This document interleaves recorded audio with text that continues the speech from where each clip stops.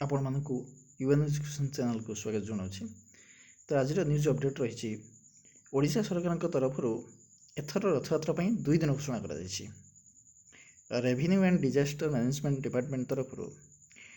चिठी संख्या 2115 तारीख 3 जुलाई 2024 माने आज तारीख में घोषणा कर On the occasion of Rathayatra, the government of Odisha have been pleased to declare that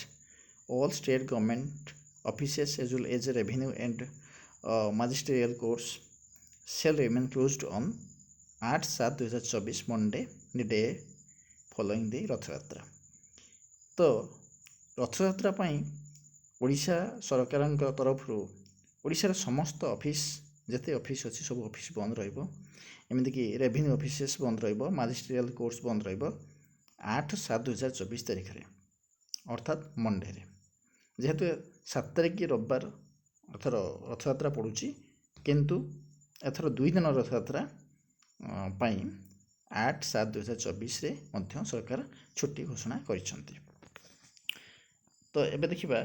आउ कोन अपडेट रही न्यूज अपडेट रही। तो सेकेंड रही directorate of secondary education Odisha Bhubaneswar अर्थ डायरेक्टर तरफ ओडिशा भुवनेश्वर डायरेक्टर तरफ चिठी संख्या 18701 3/7/2024 माने आज तारीख में कौन रही ना समस्त डिस्ट्रिक्ट एजुकेशन ऑफिसर मानक जिला शिक्षा अधिकारी मानक चिठी रही जे organising monthly meeting of head teachers of secondary schools on 6/7/2024 for the month of July अर्थ जमीक प्रति मसरे एचएम मानकर बा हेड टीचर मानकर टीचर्स मानकर गोटे मीटिंग होता है मीटिंग ऑर्गेनाइज होता है। तो